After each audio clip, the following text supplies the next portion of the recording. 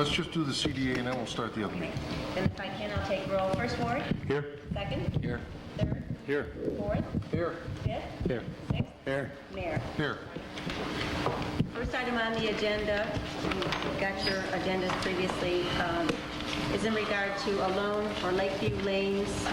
It reads, whereas the Loan Review Committee, at a meeting on 3/1 March, reviewed the revolving loan request submitted by Patrick Mike McCracken and John Hamlin, doing business as United States Recreation Centers, Inc., and is recommended for approval of same, said funding to assist with purchase of Lakeview Lanes.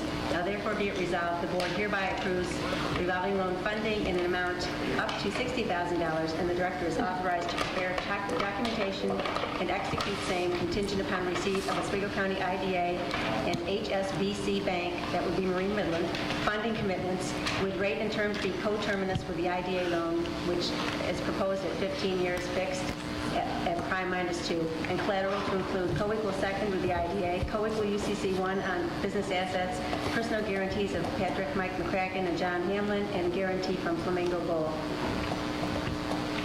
He's putting the other place up? Pardon? He's putting the other place up for collateral?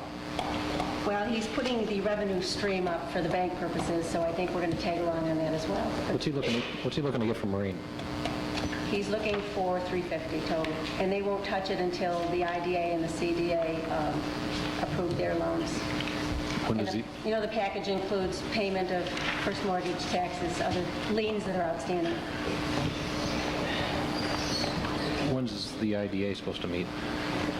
I believe, Harley, they're meeting this week, and Mike said he would fax me up a letter as soon as they had taken some action on it. Ours would be contingent at any rate upon everybody's financing coming in. And this is money he's probably just going to turn around and give back to the city, right? Well, he's not giving my money back to the city, but he's definitely He's gonna give somebody's money back to the city. HBSCs or whatever, yes, right directly back to the city. I think $200,000 in back 200,000. taxes. Yes. In order to satisfy, he has to do that, though. He can't apply for zone benefits either until he satisfies all these tax liens. He's holding up his liquor license too, isn't And it? it's Yes. holding up his liquor license as well. Well, in that case. There you go. And he figures his business will be 50% improved by having a liquor license, if there's anything. Would someone like to offer? I'll move it. Second. On the motion, all in favor? Aye. Opposed? Motion carried. The only other item I have is about the Oswego County, the business show, which we would like to co-sponsor with the city. And it reads, resolve the director is hereby authorized to allocate $350 from revolving loan funding for CDA participation in the Fulton, Oswego, Phoenix Chambers of Commerce business show to be held May 4th at Romney Fieldhouse, SUNY Oswego campus. Said funding to represent co-sponsorship booth rental with the city of Fulton. Didn't we already do that? We did this for the city's end of it. This is CDA. We shared a booth, I believe, yesterday, or last year, Yes. on the Rise in Fulton as well, when we were doing canal landing information at that time. I'll offer it. Second. Who seconded, I'm sorry? Me. On the motion, all in favor? Aye. Opposed? Motion carried. Motion to adjourn? I'll move. Second. On the motion, all in favor? Aye. Opposed? Motion carried. Thank you very much. Well, it was easy. Don't you wish it was all that easy? Don't you wish it were all that easy? I wish life in general was that easy. That's a test. That's a test. That's a test over there. This is an additional item that's going to be... Two lawyers, Who's going to? No. Pledge allegiance. Pledge allegiance to the flag of the United States of America and to the republic for which it stands, one nation, under God, indivisible, with liberty and justice for all. With all our heart and with all our mind, let us pray for the peace of the world, for the nation, and all in authority, for the welfare of the world and the concerns of our local community. Amen.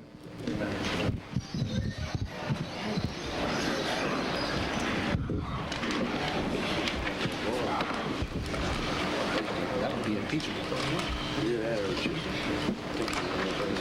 World. I couldn't blame you there. Yeah, I know.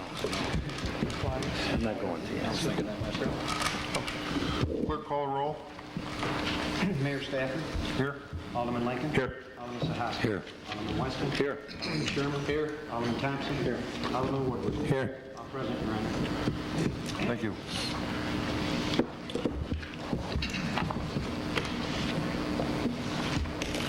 I would like to start tonight's meeting with a State of the City address. As mayor of the city of Fulton, I think it is important to periodically inform the residents of this city how the city is doing. To accomplish this, I have prepared the following report outlining the state of the city from a financial standpoint, our 1998 projects completed, and our plans for 1999. Financially, the city finished 1998 with a slightly over $1 million in our fund balance. This is similar to a person's checkbook balance. It is important to note that the state recommends that based on the size of our budget, that $1 million be our minimum. However, our city chamberlain feels more comfortable with closer to a $2 million fund balance. However, we feel pretty good about this fund balance because we were projecting an amount significantly less. I attribute a larger than anticipated fund balance to spending less in 1998 than the originally budgeted. Although our 1998 revenues missed the budget target by approximately $145,000, our expenses came in approximately $445,000 less than budgeted.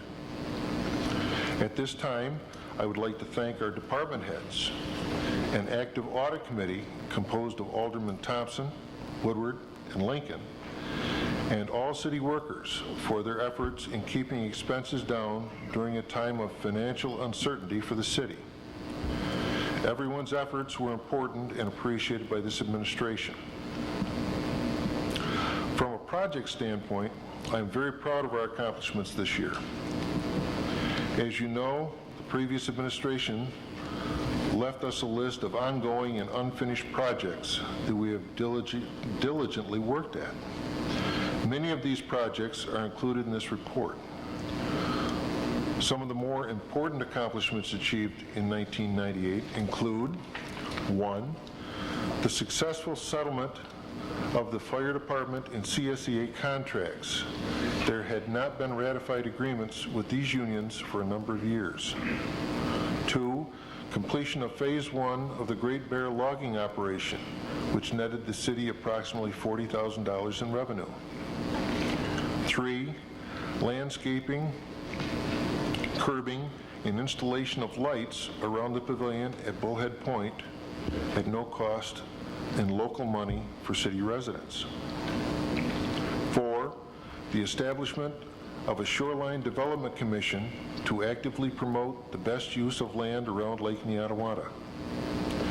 5, the successful negotiation of a pilot agreement with Niagara Mohawk relative to the 4 hydro plants on the Oswego River in the city. These negotiations resulted in no lost revenue to the city in the initial years of the agreement, and subsequent years include a gradual decrease in assessment on these properties. 6, the completion of the Ingersoll Drive, McCollum Drive storm sewer project. Initial reports indicated that this system is working exactly as planned. 7, by working with aldermen, we began replacing sidewalks throughout the city. Sidewalk replacement has not been addressed in a number of years, and we felt it important for the safety of our residents who walk in our city. 8, started weekly staff meetings at the department head level. This has been important to ensure appropriate communications exist within all city departments. 9, as a former police chief, I am very satisfied that our police department attained the New York State accreditation. 10, the development of the Fulton Emergency Management Plan in event of a disaster strikes our area. The ice storm up north shows us how important it is to have a documented plan should a similar situation occur in Fulton. And 11, the appointment of Fire Chief Anthony Gurria as Code Enforcement Bureau Chief. This consolidation of 2 departments under 1 department head has thus far proved effective in addition to being a cost-effective measure. This is similar to the recommendation of the comptroller study, but this change, I believe, will be more effective. As you can see, 1998 was a very busy and productive year in Fulton. Based on activity thus far this year, 1999 promises to be at least equally as challenging. Our goal in 1999 is to continue to improve the image of our city, which we feel will encourage growth and which will ultimately stabilize our tax base while at the same time improving the quality of life for our residents. We plan to accomplish this by 1, working closely with potential developers and the Cayuga Community College to encourage them to relocate and/or expand in our city.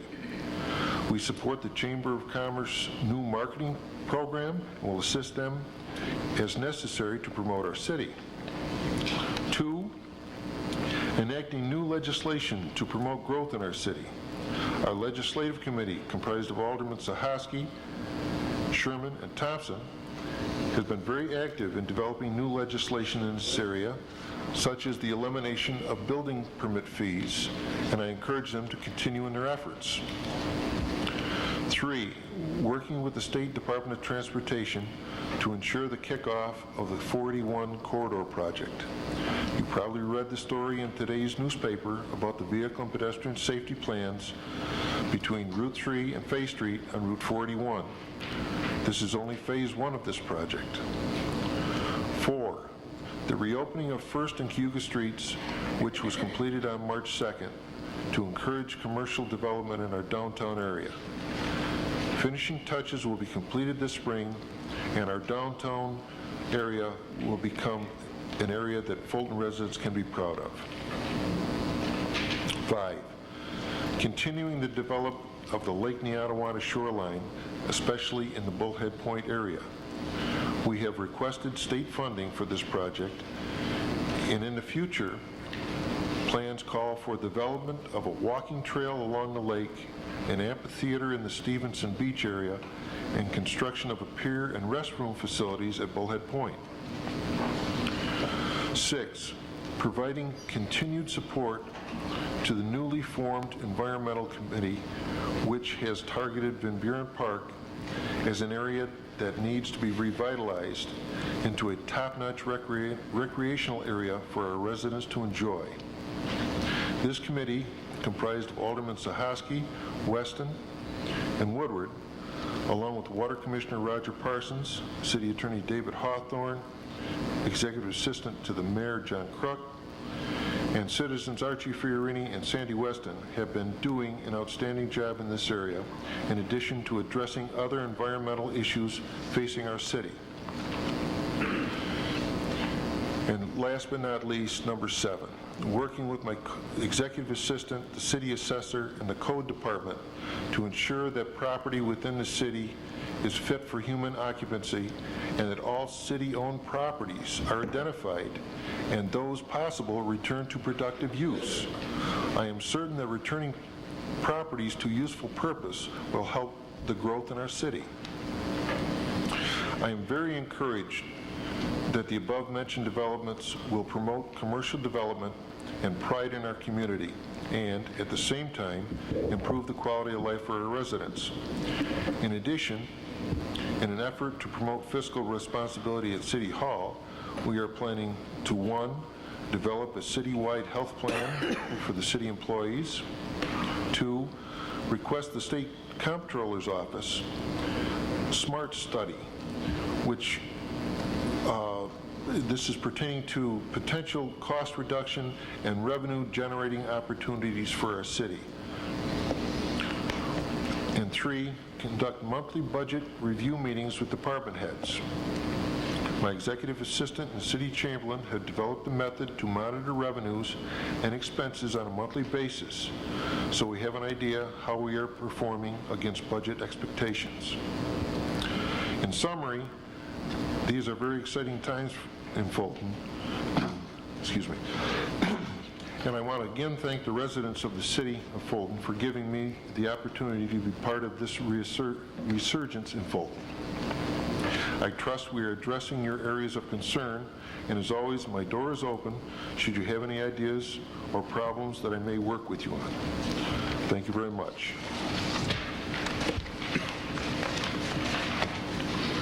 Next item.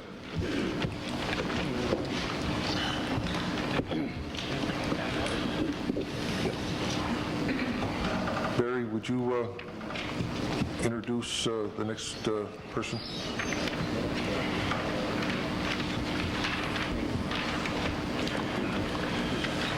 I have with me today A.J. Handler from Upstate Watercraft Promotions, who has worked with us last year in promoting jet ski races that went off fairly successful. He'd like to elaborate a little bit more with them. He's looking into adding an extreme sports festival, and I'll let him explain that in further detail. A.J.? Afternoon. Basically, what I'd like to be able to add is rock climbing. A 24-foot mobile wall would be coming in. It would be stationary. It would be operated by 4 people. It would be open to the public, and they would be wearing harnesses. At that point, they would get their shot of climbing a stationary wall. The other event, in addition to the personal watercraft, would be a strongman competition. Strongman competition would be consist of 8 events, 4 on Saturday, 4 on Sunday. Basically, it would consist of either, depending on who the sponsor would be, either pulling a fire truck, a beer truck, or a Coca-Cola truck 50 feet, and the person that basically drags the truck 50 feet, the fastest wins. There's other events too that are with that, torpedo races, which is 50 feet. It's a salinity tank. Basically, they added handles to it. They weigh about 200 pounds. They pick them up. They got to go 50 feet and 50 feet back. And generally, these guys that do compete are guys with big egos that are really built quite well. In addition to that would be 3-on-3 basketball. That would be open to Fulton, Syracuse. There would be several classes with that too, in age brackets. It would be 3-on-3 competition, and basically that would last from 7 until about 4 o'clock in the afternoon. The other event would be a scooter race, which some of you saw the scooters running around last year. Basically, it's more or less like a skateboard. It's got a weed whacker motor in it, about 21 cc's, and with a handlebar. They wear helmets, knee pads, elbow pads, and basically that's about it. Next year, what I like to be able to add from our meeting earlier today is to bring in a half pipe and BMX. A half pipe is basically it's a 12-foot wall that has inclines on both sides, and that's for skateboarders, basically doing stunts, tricks, and the same with the BMX bikes. And in addition to that, I'd like to add, if we generally, we've been in business for the past 4 years, putting on personal watercrafts, and we've been very successful at staying away from alcohol advertisement or being sponsored by alcohol. But things are changed, and generally you have to go towards those sponsors in order to stay afloat. So I like to ask to have alcohol sales down there, not by us, but by a local Rotary that would know the regulations, basically of Fulton or the county. In addition to that, it's more or less, we would probably bring in additional porta potties for that, and it would be open to the public. Initially, what we wanted to do was charge $5 in order to try to cover some of these costs. It's expensive to run some of these events. The general public thinks it's no big deal. You just put it together, but a lot of research and work goes into it because there's a technical aspect of it, making sure that people are safe and they're doing the right things. As far as participants, you would be having the last world qualifier as far as for the personal watercraft. We anticipate about 120 riders, 125. They would be coming from 11 different states. There will be some pros in these classes. They just opened it up this year. Originally, there was no pro classes available for these type of races. Now, these guys are competing. What they're competing for is there's 5 races throughout the region. They're competing for a chance to go to San Diego and compete against 30 other countries out there for a world title. So for these guys, it's serious business. The manufacturers sponsor this by contingencies. That's how they make their money. And if you got any questions, I'd be happy to answer them for you. I think it sounds great, AJ. I would be interested in, have you run this extreme sports competition before, evidently? Yes. How many events, I do a total of 8 events per year. Now, every event is different. Just to give you an idea, I mean, this event is smaller compared to a national. I have a national that's going to Rochester, New York, which involves ESPN, basically the same type of events. Most of the events that I've been associated with has been out of state. My wife is originally from Penfield. We moved out here about 5 years ago, and up to that point, I was still racing and still involved with some of the organizing of the events. But that was two years prior to moving here. But prior to that, I was racing professionally on the circuit, which travels throughout the whole United States and Canada. So I'm pretty well knowledgeable of everything that needs to be put together. On the day of the event, I'm the race director. Basically, I call the shots. I'm involved with their safety as well. If there's an accident that's involved out there, we have our own team that's basically responds, knows how to how to hook them up to a backboard, bring them in, unhook it, and hand it over to the paramedics, the ambulance crew that's there. As far as I was covering some of these issues before, as far as the motorsport itself, it's the safest sport around as far as motorsports. There's only been 2 deaths in 25 years. If you compare that to NASCAR or to motocross, it's by far the safest. I mean, don't get me wrong, people still do get injured like any other sport. AJ, you have a question from the audience here? Yes, who would be responsible in insurance? Would the city be responsible? No, we have our own insurance. The event is sanctioned, which means that I have to follow the guidelines that they set forth for me. That's how they sanction it. I have to pay a fee for their sanctioning in order to run by their rules, and I get my insurance through them. Now, it covers the participants as well as the spectators. What do you get for your $5? What do you mean, as far as... Well, it looks like this is going to be a 2-day thing. Is that $5 a day? Yes, originally it was. Now it's not, because if I were to bring the rest of the events in, like the half pipe, it cost us like $10,000 to have that there for the weekend, to have the staff and have it run, and insurance and everything else. Okay, so for a Finn, I can show up, watch the races 2 days, pull a beer truck, and climb a wall all together for $5? Well, no, we're not going to have a gate, so there's no charge to come out and watch the event. There will be a charge to for rock climbing, or if you want to do the basketball. Okay. One of the things that I do want to cover, because I know that's probably going to come to your minds too, in other events that we have done, the 3-on-3 basketball, okay, just so I can make this perfectly clear, because there is some prize money in a certain category, okay? That category will not be open to basically to anyone, and we will make it clear when they sign up that if you're playing in college or you're playing in high school, that we're going to make you aware that if you play for money, your eligibility is going to go right down. It's going to be gone. So I mean, we are still going to have categories for them to play for prizes. Okay. There goes my scholarship. So we don't want to take anybody's scholarship away, because that's one of the questions that I've been asked before. So AJ, the fee is to watch the sports festival or to participate in it? The fee is just going to be to participate, and that's going to be determined by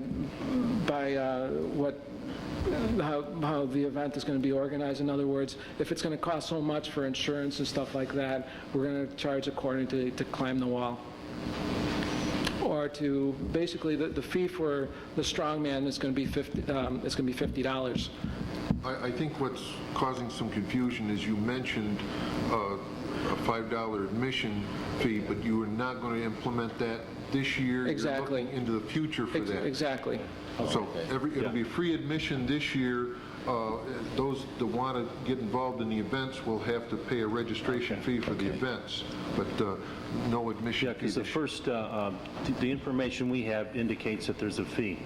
Right. Originally, I wanted to bring in more events in, and well, it sounds like you got a lot of events, so I'm certainly excited about it. It's good.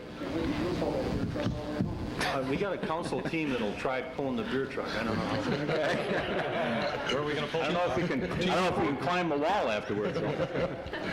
Just to give you an idea, our tour it starts out in Canandaigua, it goes to Rochester, goes to Sodas Point, and then from there it goes to Westcott Beach, up by the Thousand Islands area.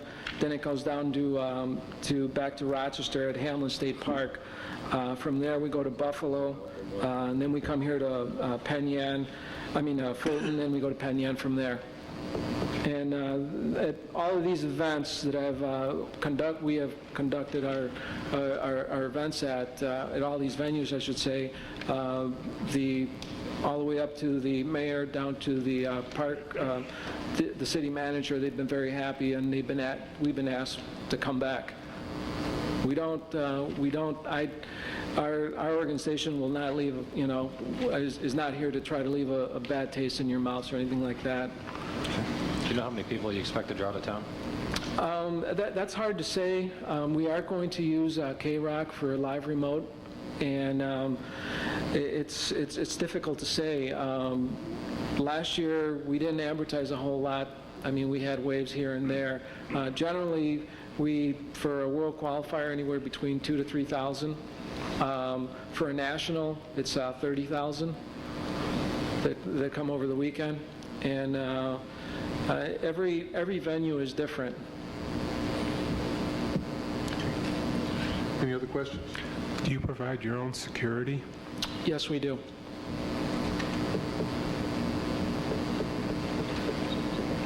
And one of the other things that I covered was environmental issues too. There's a few things that these riders are required to have, which are fuel bibs. A fuel bib is more or less, when they're refueling, they're required to have their personal watercraft at least halfway out of the water with a fuel bib. Any fuel that's spilled or splattered out, the fuel bib catches it, and generally it holds 10 times its weight. It's the same type of material that they use for retaining oil out in the sea when they have a spill. Basically, it contains it, soaks it in. It will not soak the water in, and we take the necessary precautions for that. They all sign waivers. They will all anybody that's basically what we call the in the pits or in the starting line. They're all going to have a wristband, meaning that they sign a waiver, more or less waiving their rights to the event. Prior to the event kicking off, we do have a riders meeting what we do is we go over the insurance form, the waiver form that they signed. We go over the rules, what I expect from them. We go over their craft to make sure that it's safe. In other words, from handlebars being loose to grips coming off to throttles being stick or fuel lines not having the zip ties. We cover all of that, and that's following guidelines of the International Jet Sports Association. And at the end of the race, we also do a tech inspection, make sure that they're not cheating with their watercrafts as far as adding CCs and stuff like that. Thank you. Are there any more questions? Sounds great. Sounds like a good event. Would you read the motion? I'll move it. Second. We can't wait to. Can't wait to pull the beer truck. That's right. Go ahead. Thank you very much for your time. Appreciate it. We'll be training. Pull it down here. Pulling, that's great. Oh, pulling. I thought, maybe Thought you said empty. I didn't hear that. Resolved that the City of Fulton accepts a proposal submitted by Upstate Watercraft Promotions to hold an extreme sports festival August 7th, 8th, and 9th, 1999 at Memorial Park on Lake Neontawana, subject to the proper licensing and insurance requirements as required by the City of Fulton, and after review of the police and fire chief of the City of Fulton. Who made the motion? I did. And a second? Second. All in favor? Aye. Opposed? Motion carried. Next item. Resolved, the City Chamberlain transfer $1,000 from the contingent account to the community beautification account to assist in community beautification projects. If I could, I'd like to explain the resolution. As some of you have been reading in the papers, a couple of different things are happening. We're planning on the Canal Pride Day, which is May 21st, and at the same time, the Pride and Community Committee has been working on, once again, the events, the kind of things that we'd like the citizens to do from the May 21st to May 31st. This is the 4th annual celebration, I guess you could call it, of this week. We would like everyone to spruce up their property, to do the little extra things that you've been wanting to do as the spring starts.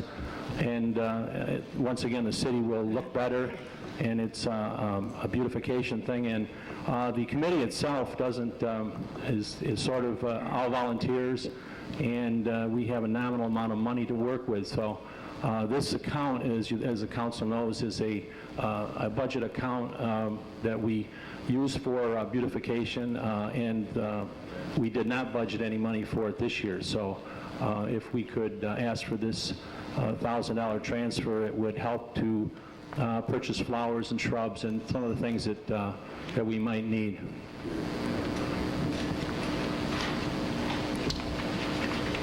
You're making the motion? I'll make the motion. I'll second it. All in favor? Aye. Opposed? Motion carried. Next item. Resolved that the minutes of the Common Council meeting of March 16th, 1999 are hereby approved. Motion. Move it. Second. Second. All in favor? Aye. Aye. Opposed? Motion carried.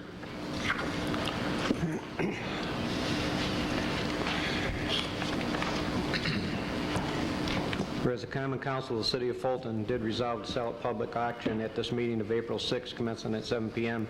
to the highest bidder, all the rights, title, and interests, if any, to the property located at 212 West 1st Street.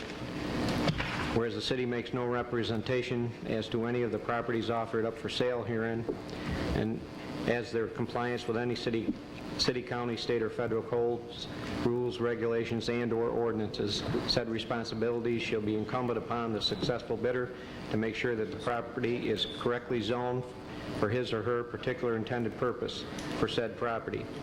And whereas no minimum bid has been established by the Common Council upon said properties being offered to the city auction, the Common Council still reserves the right to reject any and all bids if, in the opinion of the council or officer in charge, the bid or bids are not in the best interest of the city of Fulton. Whereas a successful bidder shall deposit with the city clerk 10% of the bid at the time he or she is awarded said bid, with the balance due 30 days after his or her bid is awarded. Mayor Stafford will declare the auction open.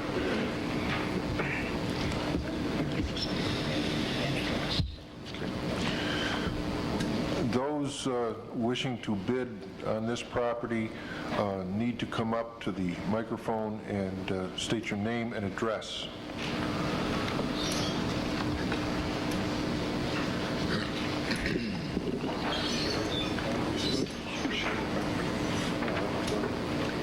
Karen Hammond, 214 West First Street. Or you want my legal address?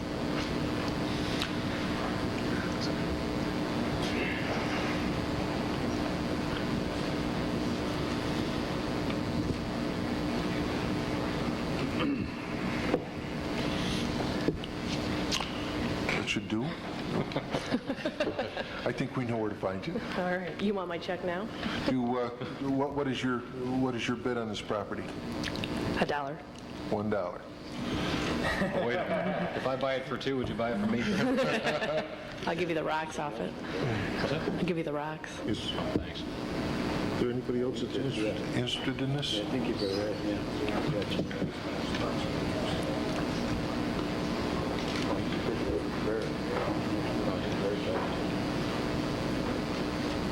He's going to bid $2. You want to come forward and give us your name and address, please?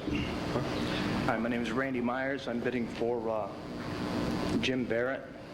He has an adjoining property. He couldn't make it tonight.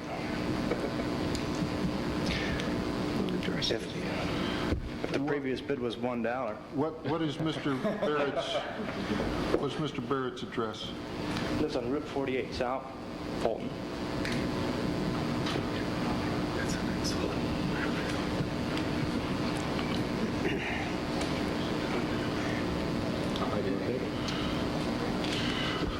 Well, these aren't closed bids. We can continue bidding.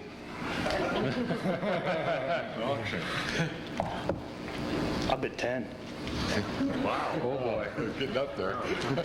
I'll go 100. 100. 2. 3. 4. It's getting better. 5. 6. Is there someone else who would be, somebody else is interested in this? The bid is 5. My name is Joel Latino. I live at 41 Aspen Cove Lane. What's that address? 41 Aspen Cove. No, this is the property at 212 West First Street. There are 2 auctions. This is the one up next to the flower shop. Oh, the flower shop. Right. You're more I think interested in a possibly 200 you are Hannibal. interested in the 200 Hannibal Street. I'll come back. You don't want to be in the flower business, Joe? Okay. What's the last bid? Bid was at 5? The bid was at 5. Who did it last? I don't know. I'll go 6. 7. She can go 7. No, I'll go 8. 9. Wow.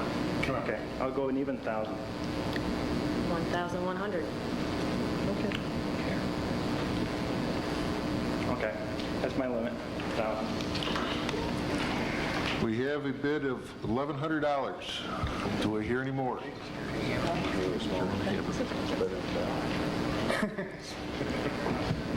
Can I still bid $2? Hearing no more bids, going once, going twice, Use the gavel. going 3 times. It's awarded to Karen Hammond in the amount of $1,100.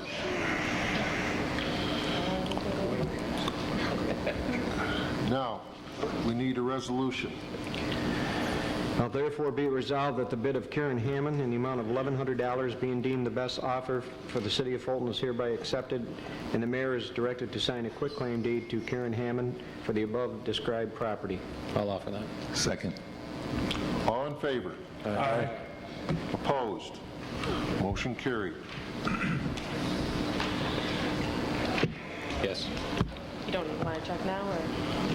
Need a 10%. 10%.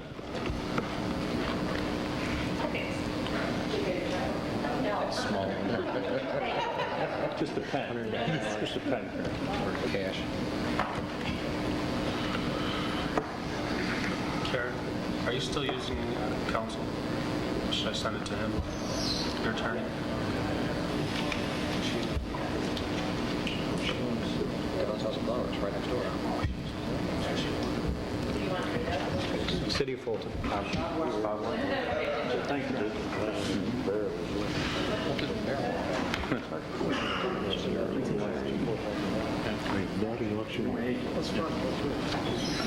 $990 due.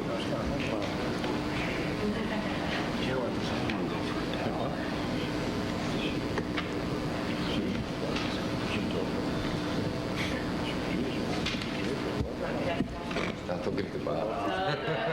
We'll go look at this. We'll go down the line there.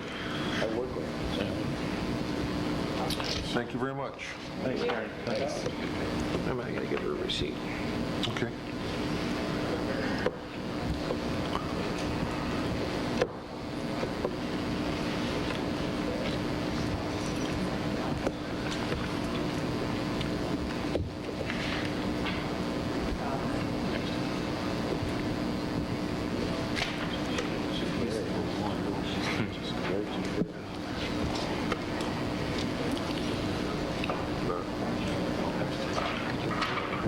What? The one that's available? That's old Walter's Inn. Huh? Yeah, that's right where CJ's, over across from Greg's Auto. Did she leave? Karen? Yeah, she left. Oh, okay. She walked right out. We'll get her. Okay, next item. Gotta stay. Whereas the Common Council, the City of Fulton did resolve to sell at public auction at this meeting of April 6th. All the rights, title, and interest, if any, of the property located at 200 Hannibal Street. Whereas the city makes no representation as to any of the properties offered up for sale herein as to their compliance with any city, county, state, or federal codes, rules, regulations, and/or ordinances. Said responsibility shall be incumbent upon the successful bidder to make sure that the property is correctly zoned for his or her particular intended purpose for said property. Whereas no minimum bid has been established by the council upon said property being offered for the city auction, the council still reserves the right to reject any and all bids. In the opinion of the council, the officer in charge of the bid or bids are not in the best interest of the City of Fulton. Whereas the successful bidder shall deposit with the city clerk 10% of the bid at the time he or she is awarded said bid, with the balance due 30 days after his or her bid is awarded. Mayor Stafford will declare the auction open. As with the last auction, those of you wishing to bid on this property, please come forward and give your name and address.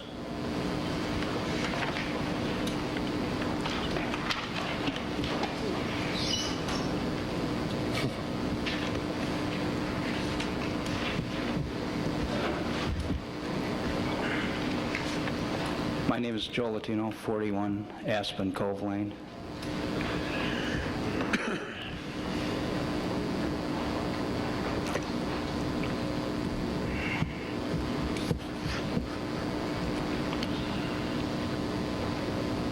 Are there any other parties interested in bidding on this parcel?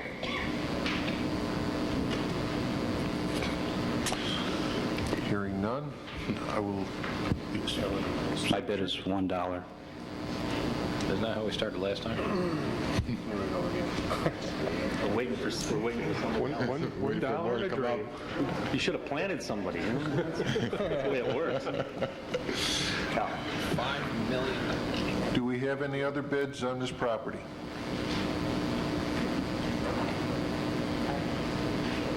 Hearing none.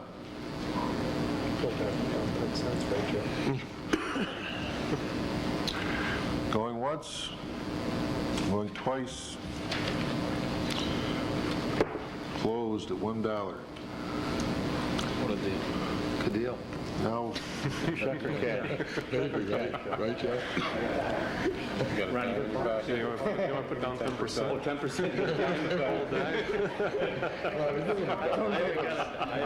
He's got a quarter. I give the There, Joe. Oh, I'll watch you now. read the motion, please.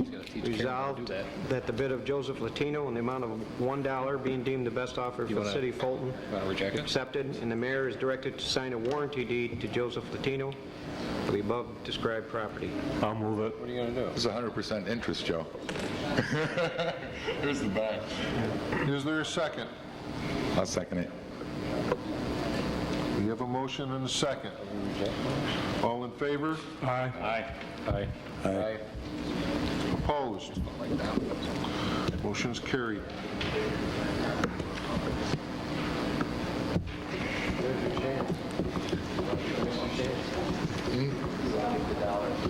Joe. Joe. Where's your bid? If we can get more than $1, I gave you that. You could have had your own apartment. Come on. You're losing. I'm disappointed in you. Joe, you need $1? Come on, Joe. Losing. About 33,000. Yeah, I guess. Look at what you had.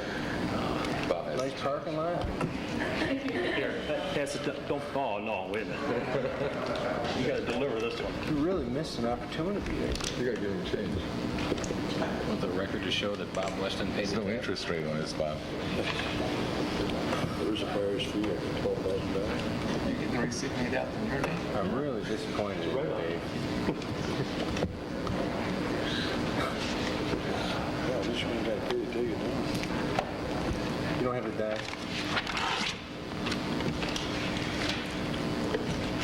They moved into town. Does that mean it gets assessed for a buck? It's a cup of coffee you that. Joe sees the deal. He knows the deal when he sees one. He's the owner. Am I down? No, yeah, probably. You didn't disclose this thing. Thank you. Thanks, Joe. Thank you, Joe. Thank you. Can't go off for a buck. Next item? This meeting of the council held on March 16th. The city clerk was authorized and directed to advertise for a public hearing to be held at this meeting relative to a proposed local law which would amend portions of the city code relative to play vehicles. Mayor Stafford would declare the hearing open. The reason that we had to amend our city code is the play vehicle ordinance that was on that's currently in the code referred to the Canal View Mall. Of course, we no longer have Canal View Mall. So we had to change some of the language in it, and we're also adding a new section under the area that is prohibited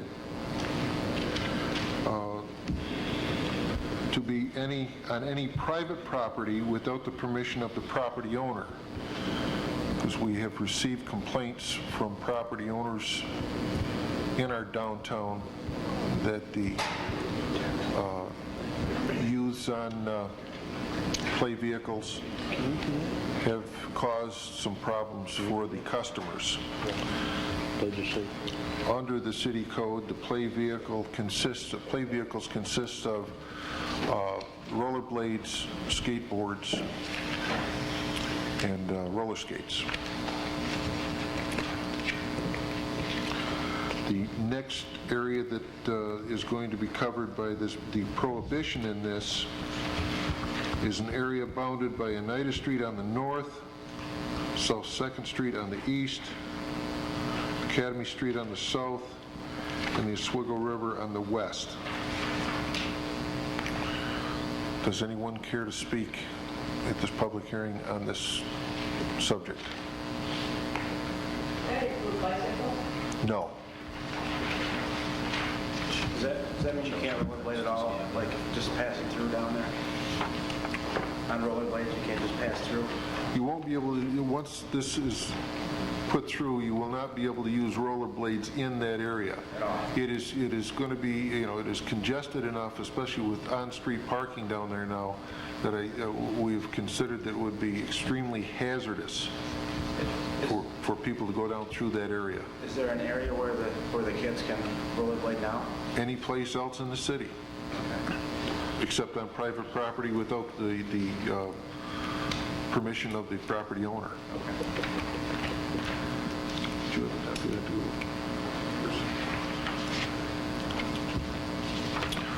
Anyone else care to speak on this? Mayor, I got a call on this. Are we doing anything as far as a rollerblade park or something like that? Are we looking into that? We have some information that I was able to get from Saratoga in regards to putting together a rollerblade park. And I believe one of the areas that they're looking at was the Van Buren Park area. That's one of the things they're looking at with that study down there. Where do we stand on it as far as, that's quite a ways down the road, or? Well, it depends on what funding availability comes up. That's the answer I gave them, and that kind of is like the same old story, really. Well, you know, a couple of years ago, we met with a bunch of the kids that were skateboarding and rollerblading downtown, Bob Weston and I, and Kathy Trowbridge at the time, and the Fourth Ward Alderman, and we offered them the big parking lot down by the river and even a place to store their stuff, but with the agreement that they would take care of it and be responsible and keep it clean, and kind of fell through. At the time, we had some park benches that were destroyed by the, they do some stunts on them, and also we had quite a few, the seniors that come from the towers there that were afraid to go down there because they were on the sidewalks and stuff, and they were afraid they would, get bumped into and fall. But we did offer them that, and we also offered once a week to pick a time like over along the lake shore and block it off for them, and it kind of fell through. But we did make the offer to them, to have a place for them, because I'd like to do stunts and stuff, they're like props and like that. If any of them would care to come to us again with another request, we'd be more than open. I was thinking maybe this is crazy, but you've got that stretch now. You've got seal right hours, okay?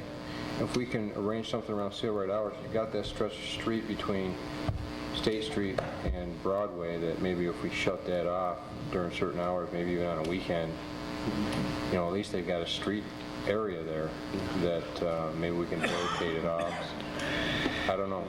Well, another concern was insurance, Well, you've got insurance. I'll tell you right now, I came in here one day and you had a guy on the front sidewalk right out here sliding down on his skateboard off the steps out into the street. Yeah.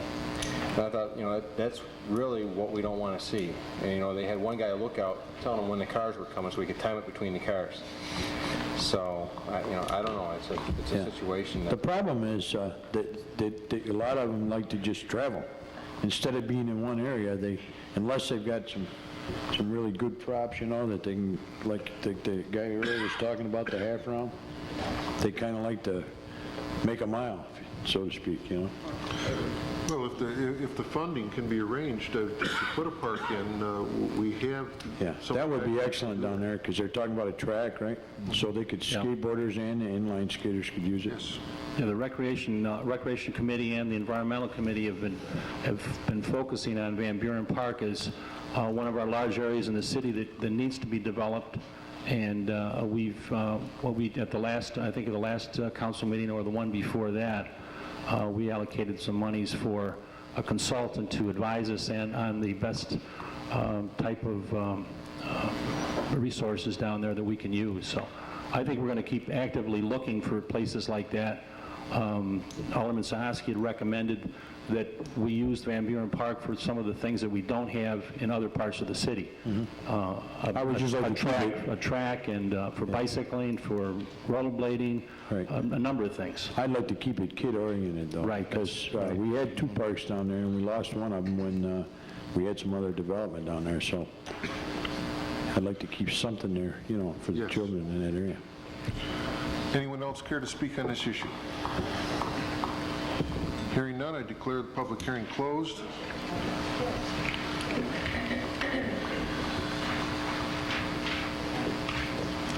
Now therefore be resolved, said local law amending section, certain portions of the city code relative to play vehicles is hereby approved.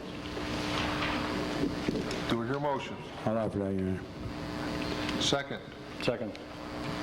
All in favor? Aye. Opposed? Motion carried. Next item. Resolved that Chapter 165 of the Vehicle and Traffic Ordinance, City of Fulton, be amended to read as follows. No standing. Add Academy Street north from South 2nd Street east for 44 feet, and Academy Street north from South 3rd Street west for 29 feet. I'll offer that. Second. I'll second it. All in favor? Aye. Opposed? Motion carried. Next item. Whereas the City Clerk and Water and Sanitation Commissioner received sealed bids on March 23rd and opened them publicly on March 23rd at 4:15 p.m. in the council chambers, furnishing the City of Fulton with one new and unused jet vac truck in accordance with specifications prepared by the City of Fulton Engineering Department. Whereas the bids were open and read aloud as follows. Monroe Tractor, $169,537.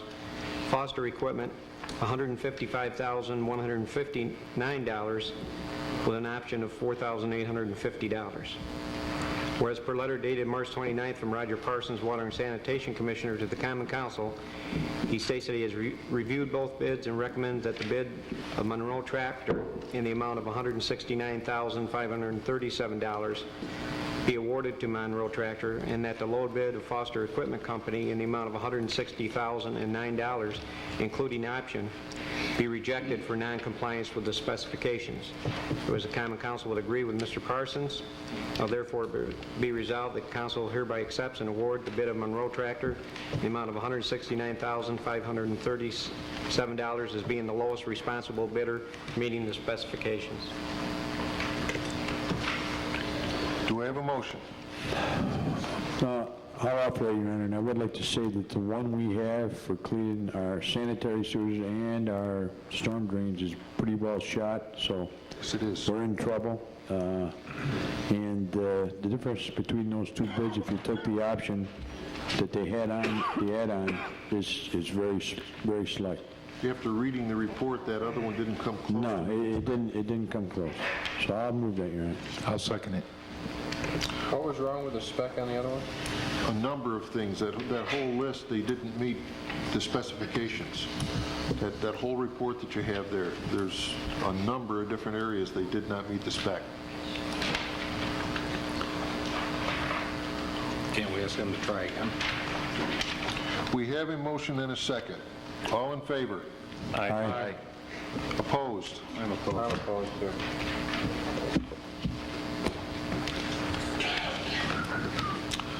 Did we ask them to rebid?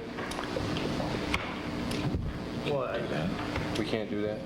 legally, if a bid doesn't even meet the specs, as we've done in the past, it shouldn't even be considered. And I think giving them a chance to rebid it isn't fair to anybody else. Okay, the What motion, we're going to do is get a copy of the... that motion has been carried. Yep. Next item.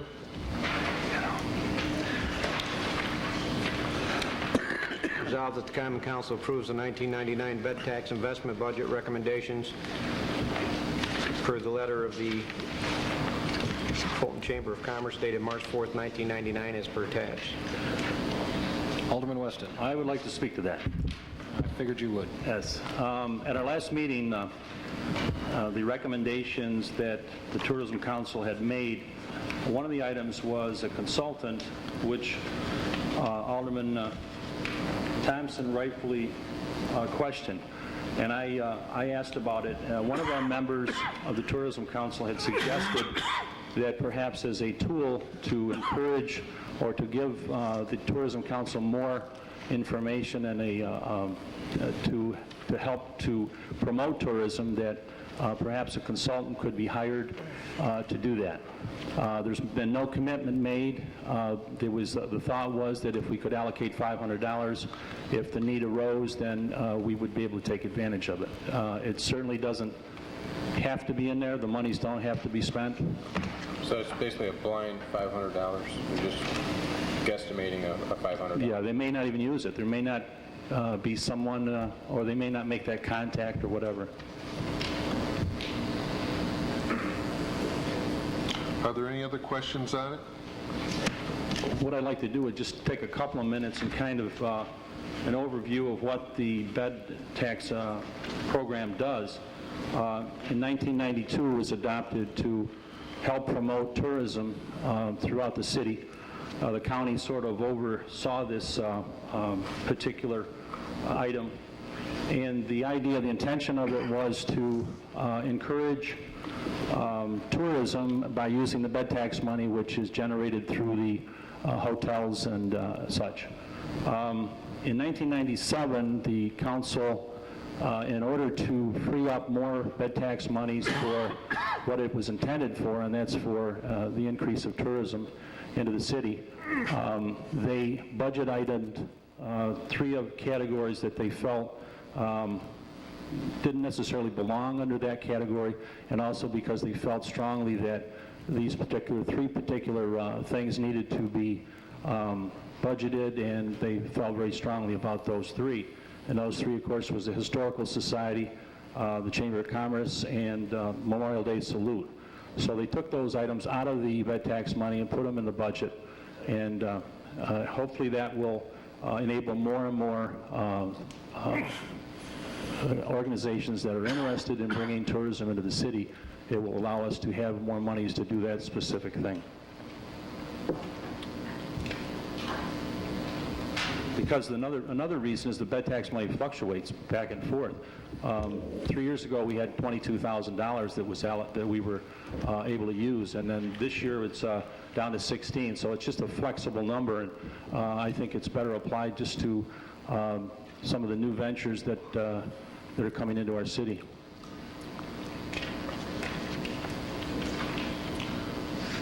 Are there any further questions? No. Do I hear a motion? I'll move it. Second. All in favor? Aye. Aye. Opposed? I'm opposed again. The motion is carried. Next item.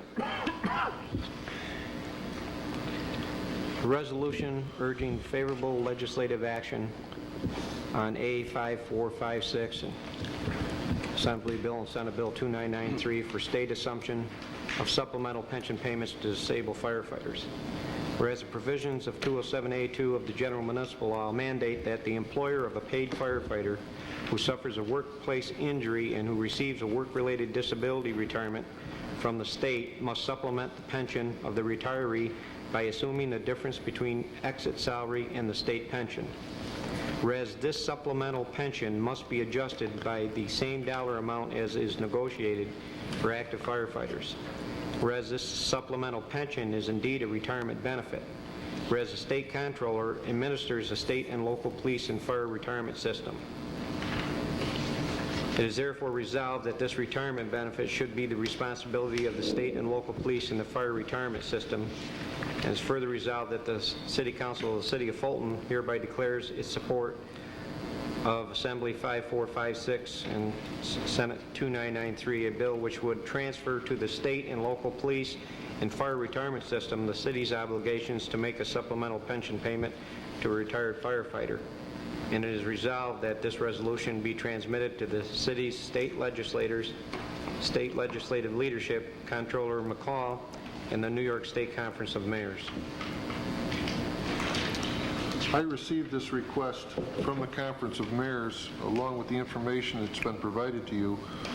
If this legislation were to pass, it would save the city of Fulton approximately $24,000 a year, and that was based on 1997 figures.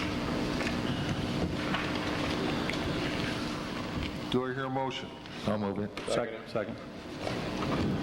All in favor? Aye. Opposed? Motion carried.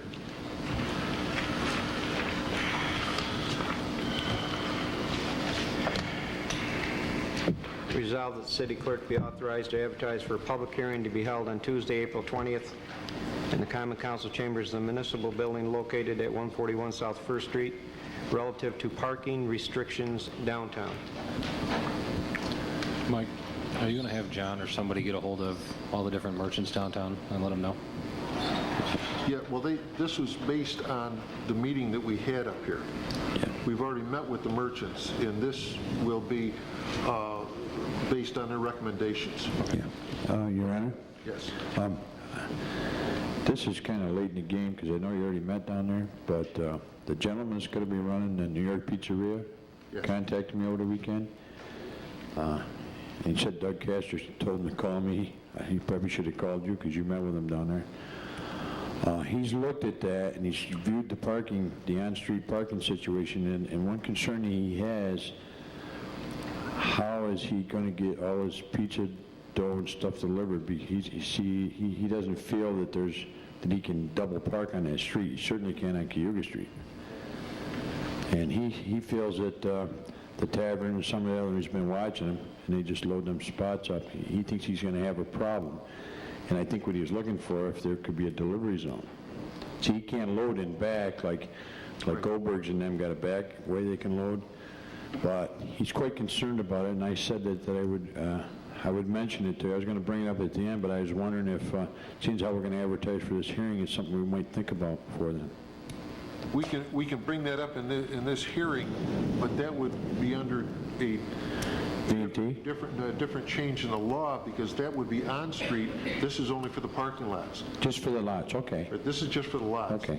This public hearing. But we need to look into that possibility of giving him something on street that he would need there by the business. Yeah, okay. I can see what he's saying. He said he has a large volume of deliveries for the raw materials there, and he said he doesn't know how he's going to do it. So. Okay. Do I hear a motion? Move it. Second. All in favor? Aye.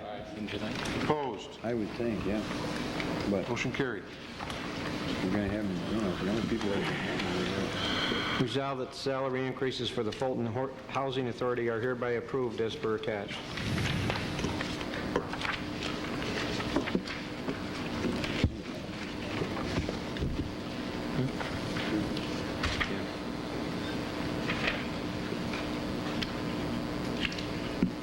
Do I hear a motion on this? Why do two of them have no change? That was, well, that was the decision of the board. I think it was based on the fact that those two, when Mr. Voti left, those two received a raise at that time, 6 months ago, essentially. So the board down there felt that they didn't feel comfortable giving them another change at this time. I think they indicated that they might review again in 6 months. And then they would eventually get back to the time where everybody's on the same schedule. Thank you, David. I'll move it. We have a motion. Do we have a second? Second. All in favor? Aye. Opposed? Motion carried. Next item. Well, just a long one. Resolution number 8-11-99, authorizing design and construction supervision and construction inspection for PIN 310711, the performance, and funding in the first instance 100% of the cost of reconstruction thereof to be reimbursed by the state and appropriating funds therefore. Whereas in connection with the interconnection, traffic signal, and various access management responsibilities, a portion of the highways within the project, the municipality has requested and the state has agreed to fund the rehabilitation improvements to the project located within the municipality. Whereas New York State Department of Transportation will reimburse approved project costs to the municipality. Whereas there is substantial public interest in and benefit to the project, which will mitigate or improve traffic or safety conditions for the general public. Whereas the City of Fulton and New York State Department of Transportation desire to provide for the operation, maintenance, and rehabilitation of Route 481 and Route 3, PIN number 310711, to the city, with the state-approved cost of such rehabilitation only to be reimbursed by the New York State Department of Transportation. Now therefore, the Common Council duly convened does hereby resolve that the Common Council hereby approves the project, and it is hereby further resolved that the Common Council hereby authorizes the City of Fulton to pay, in the first instance, 100% of the cost of the project or portions thereof, and is further resolved that the sum of $1,500,000 is hereby appropriated and made available to cover the cost of participation in the above phase of the project, and it is further resolved that the mayor be and is hereby authorized to execute all necessary agreements, certifications, or reimbursement requests on behalf of the City of Fulton with the New York State Department of Transportation in connection with the implementation of the project, reimbursement of the approved cost thereof by the state, and provision for the continued operation and maintenance of the project by the state. And it is further resolved that a certified copy of this resolution be filed with the New York State Commissioner of Transportation by attaching it to any necessary agreements in connection with the project, and it is further resolved that the resolution shall take effect immediately. Does anyone have questions on this? Want to explain? I do. Would this include a new traffic light at the corner of Division and 2nd Street? At this time, no. The State Department of Transportation will do traffic studies. We have asked that a light be put in there, but until they study the traffic patterns through that, with the First Street being closed, they will make no determination that it's necessary. We know that it's necessary. Good. I live on the 100 block of Division Street, and getting out onto 2nd Street, making a left turn, was difficult before, but with twice as much traffic coming out, they're not going down First Street any longer. So I would be very surprised if after they do the traffic studies that they're going to do, that they decide not to put a traffic signal there. I think it is going to be required. But the state won't do it unless it fills their mandate. So they will study it, they will look at accident history and see what transpires. We know that we need it. The accident history there is pretty good as it is. Yes, it is. And with the doubling of the traffic going both ways, in winter conditions, when the banks get up and impatience grows to get out in the traffic, I anticipate a lot more accidents. Just walking across That the would street. surprise me. I admit that is going to be a problem area. We knew this, and that's one of the first things that we asked for from Department of Transportation. But they will not go ahead and agree to that without doing the studies that they say are required to get that done. But we knew with the closing of that section of First Street that the additional traffic was, I think, is going to require a traffic signal. I appreciate that you're taking care of this. Thank you. Yes, ma'am. While they're on the traffic, is there any chance that they'll ever be able to put a left turn, Oneida, going to Oswego from Oneida Street? I know Kriego used to fight for that, and he said the state would never do it because there was parking allowed on the arterial for the flower shop and for the barber shop. But couldn't they, the traffic people in Albany, figure out a way that they can hold the light red a little longer from the people coming down Oneida Street so you can make a left turn? Well, that's a dumb place. I know it, but we have spoken with them, especially with the downtown project, and that was one of the things that we talked to the state about.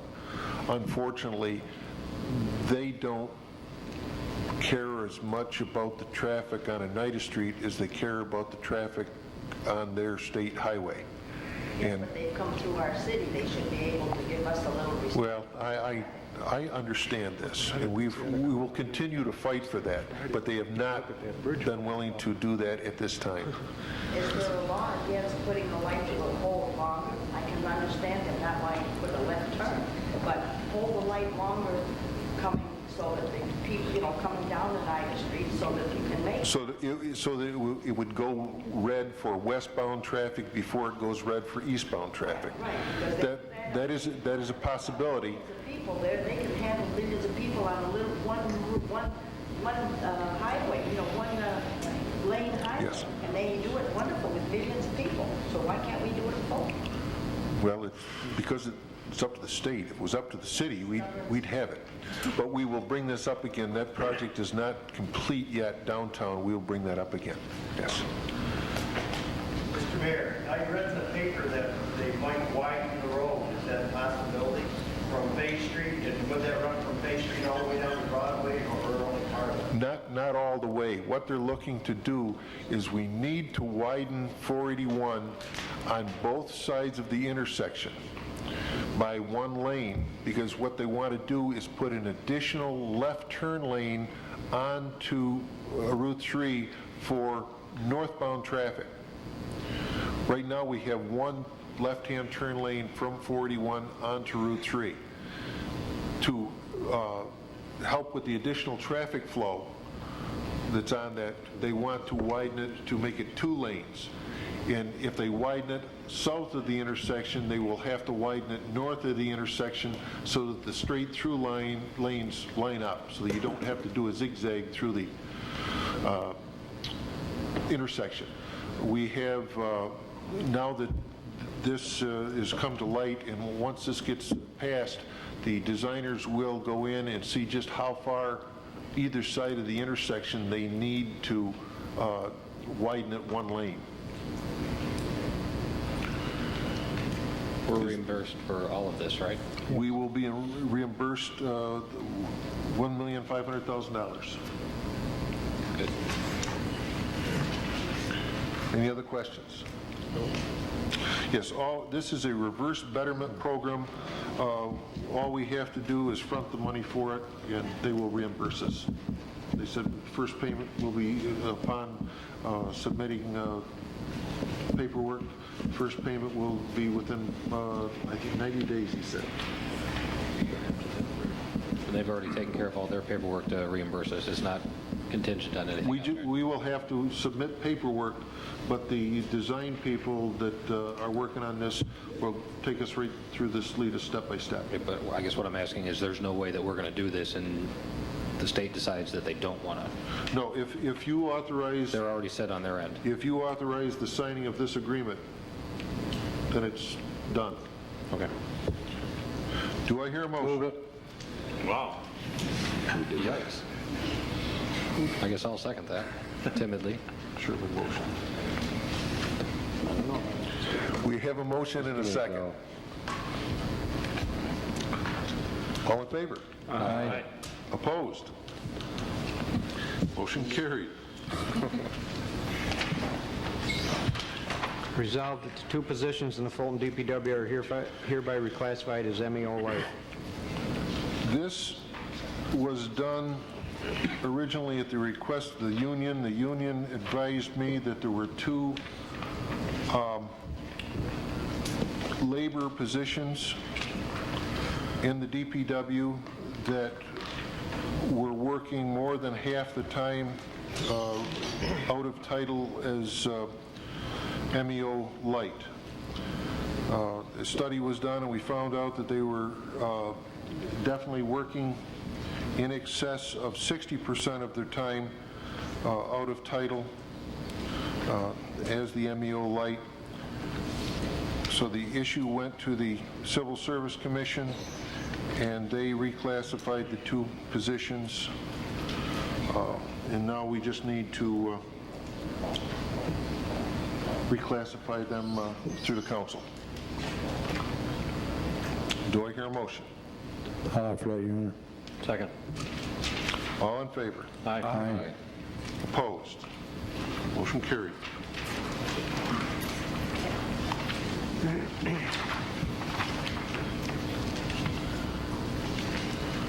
Resolved that the city hereby accept the attached proposed easement for the installation and maintenance of drainage facilities in the Tannery Village tract. I'd like to talk to that. I'd like to clarify the situation. Back in 1987, we filed our first subdivision map for Tannery Village. The subdivision map that was created by the planning commission at the time and was filed had dotted little lines to it showing drainage easements. But at that time, of course, nothing was there except all vacant land. And the streets have been put in. We filed a re-subdivision map in December of 1998, making the lots larger for several reasons. The lots all now meet R1 specs, so an R1 subdivision it will be the rest of the time. Those little dotted lines still showed up on the re-subdivision map. We have good news here tonight. We have sold a lot over there for a developer who's going to build a house, we think, within the next week, start construction. Beautiful. And Great. That's good. It's not on spec. It's being built for somebody who wants to move to the city of Fulton and own a house here. The lending institution raised the question because Russ Gettler, who made the original survey and is doing the survey maps for the lots, showed a nice 10-foot drainage easement, and there's no record of any deed for it. The proposed easement that I have, that I gave David Hawthorne to take a look at, only pertains to Lot BB, John, which is at the corner of Gansboy Street and Terry Lane. It's for your information. Right. That's what the lot is. But this easement only addresses the lots immediately adjacent to that one lot. There are no drainage problems in the area. We don't ever expect you ever have to do a thing other than accept the easement. Ryan can tell you more about the actual topography of it. And most of the lots all drain from the back of the lot to the roads. So these easements, the easement on this is in the back line of the lot. It run across the back of the lot and then curls around another way to the road, which we really don't know why it's drawn up. All the topography is sloped like this, and you've got the easements back here on the high end. So it's something that will never be.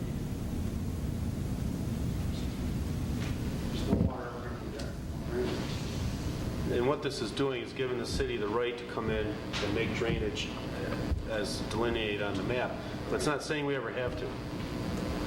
It's simply a requirement, I think, that the buyer's bank is requiring because the surveyor happened to put them on there. Right. So by accepting the easement, the city isn't saying, well, next week we're going to have to go in and dig and put some pipe in. We never have to, but if we ever wanted to, we're going to have that right.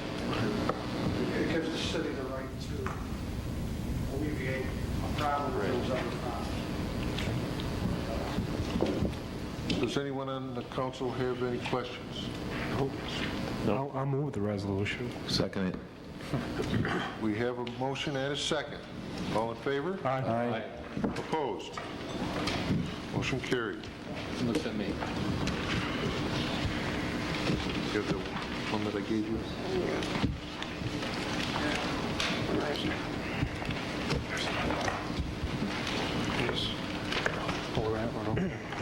Resolved that the 1999 salaries for the following positions are hereby approved. Executive Assistant to the Mayor, $50,076. City Attorney, $33,040. Administrative Aide to the Mayor, $20,134. Personnel Assistant, $23,186.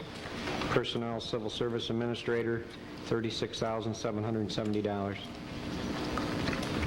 Do I hear a motion? Your Honor, I'll move that, but I just wanted to make a note so the public understands that reflects about 3.5% increase. 3.25%, which mirrors what the CSEA and the other employees got. The same as the police and the fire got, yes. Same as the other ones. No, I'll move that, Your Honor. I'll second. We have a motion and a second. All in favor? Aye. Opposed? No, I'm opposed. Motion is carried. Sherman.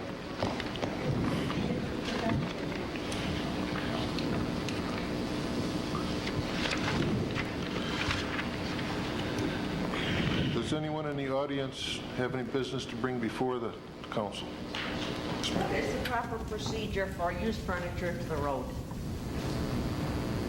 For used furniture to the road? I mean, they want it picked up? No, they didn't. No, it just happens. I'm in the fourth quadrant, so they pick it up the fourth Monday in the month. Do they want it picked up? Is that? It's been picked up now, but it's been there for 5 weeks. Twice I've seen DPW workers down there. It was a divan put out to the road the first week in March, because I said to my husband, that'll sit there all month now before the fourth Monday comes around. Yes. So after a call to Harley, 2 calls or 3 calls to the DPW garage, and finally we got through to Mr. Cook today. It was finally picked up, but it's been there 5 weeks. Don't they get put on a list, Joe, like the rest of the stuff? Well, if they call, Right, it's a call.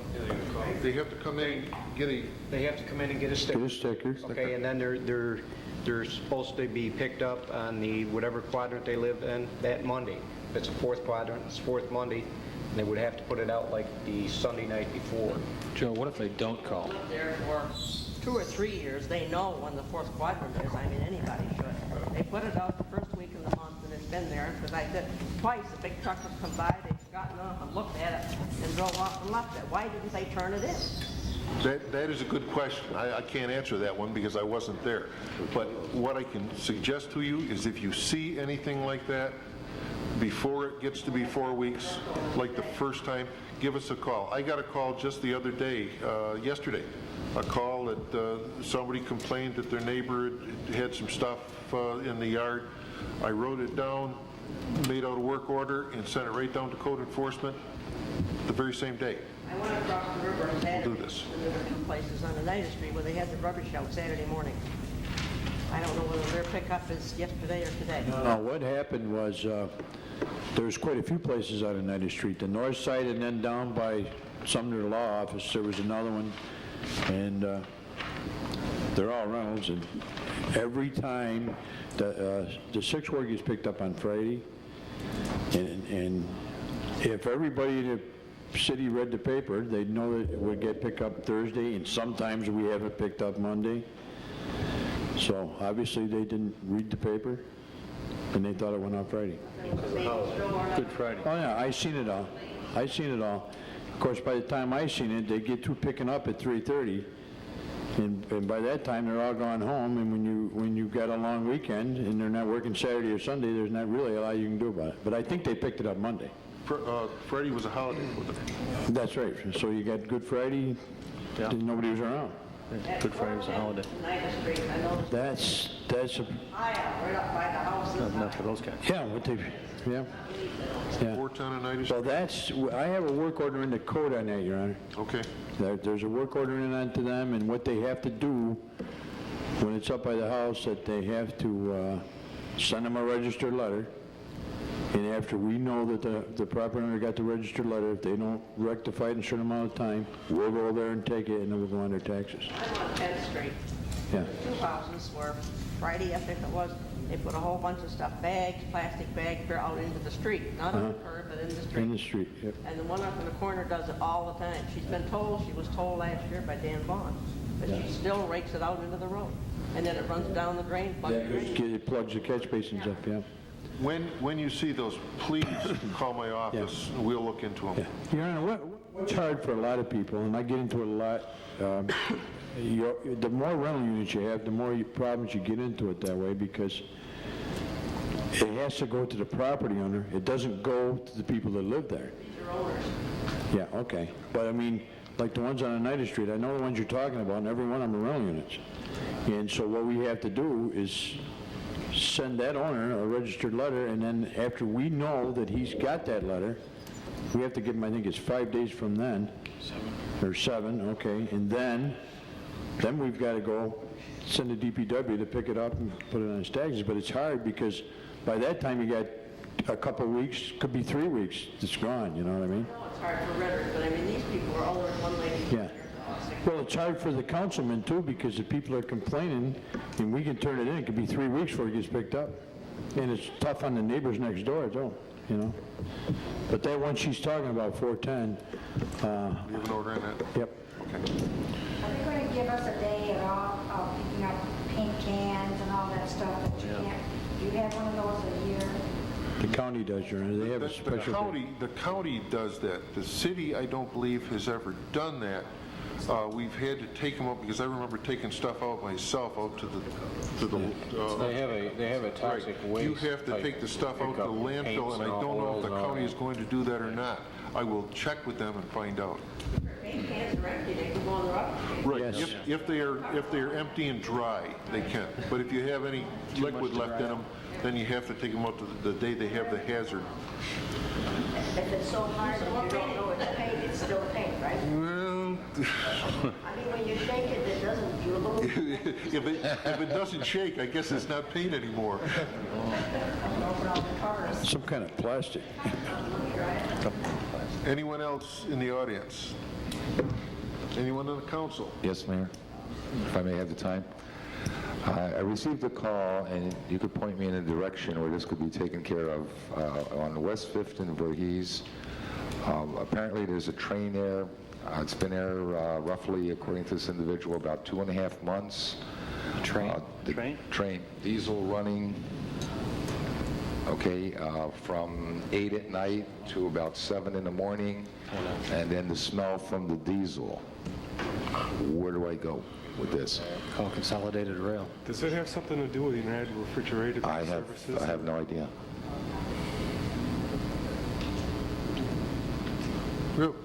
We'll look into it tomorrow. It sounds like it's something over at the, on that spur behind Birdseye? Birdseye. Great. But I didn't know they had anything over there running. But this is It's been running, the individual says it's been running all night. And then the diesel smell from it is bothering him. Is it an engine? Like a train engine? Yeah. Yeah, well, they don't shut them off. They don't I shut know them that. No, but it shouldn't be sitting there running all night. No, I would think not. Not for 2.5 months. Gotta keep it warm. They better check the engineer, see if he's all right. We may know who to report this to. Probably over to Chester's or, you know. Okay. We'll look into that tomorrow. And I have one more. Yes. I'd like to extend a congratulations to Mr. Alderman Lincoln here. Wait a minute now. Would you like to take it, Mayor? Make the announcement. Stealing my Okay, I'm sorry. What I wanted to do is, I want Alderman Lincoln to let everybody know that we have another new voter to be in the New Republican. Yes, my wife on Saturday morning gave birth to an 8-pound, 10.5-ounce baby girl named Emily Anastasia. All right, John. All right, John.